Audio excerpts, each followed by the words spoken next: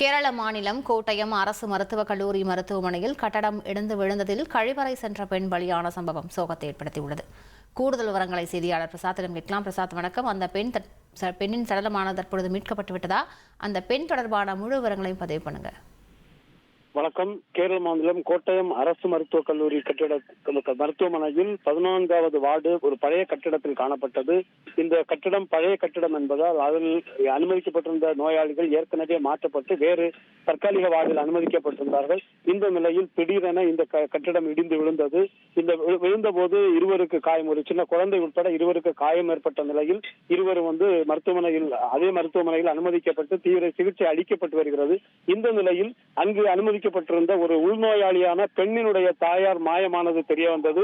அவரை உடனடியாக அந்த கட்டிட இடுபாடுகளுக்கிடையே தேடிக்கொண்டிருந்த நிலையில் அவர் கைவரைக்கு சென்றிருந்த போது அவர் அங்கே உள்ளே சிக்கி உயிரிழந்தது தெரிய வந்தது. அதனால் 2 மணி இந்த சம்பவம் நடைபெற்று 2 மணி நேரத்திற்கு பின்புதான் தீயணைப்பு துறையினர் தீவிரமாக ஈடுபட்டு அந்த கழிவறையில் இருந்து மீட்டார்கள். அந்த சடலம் தற்போது அதே மருத்துவமனையில் பிரேத பரிசோதனைக்காக வைக்கப்பட்டுள்ளது. விவரங்களுக்கு நன்றி பிரசாத். ட்ரெண்ட ஃப்ரெண்ட் ஆக்கிக்கோங்க. தந்தி டிவியின் சப்ஸ்கிரைபர்ஸ் அண்ட் ஃபாலோவர்ஸ் குடும்பத்துல நீங்களும் இணையுங்க.